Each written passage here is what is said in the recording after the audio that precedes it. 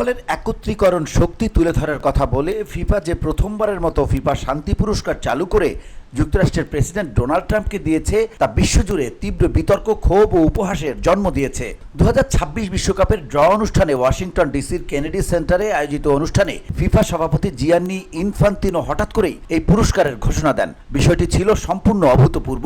পুরস্কারটির কোনো পূর্ব ঘোষণা, নিয়ম, প্রক্রিয়া বা পরিষ্কার মানদণ্ড আগে কখনোই ছিল না। এমনকি ফিফা কাউন্সিলের কয়েকজন সদস্য দাবি করেন তারা এই পুরস্কার সৃষ্টির বিষয়টি অনুষ্ঠান শুরুর আগ পর্যন্ত জানতেনই না।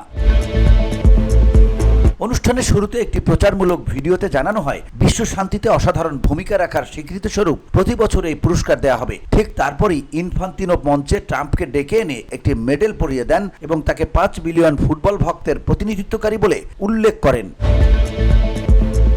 ট্রাম্প তার বক্তব্যে পুরনো দাবি অনুযায়ী 8টি যুদ্ধ শেষ করা ও লাখো মানুষকে রক্ষা করার কথা পুনরাবৃত্তি করেন। তবে সামাজিক যোগাযোগ মাধ্যম ব্যবহারকারীরা এটিকে তীব্রভাবে প্রশ্নবিদ্ধ করেন, কারণ পুরস্কারটির কোনো কাঠামো নেই কোনো নির্বাচন বা যাচাই পদ্ধতি, সবকিছুই যেন তাৎক্ষণিকভাবে তৈরি।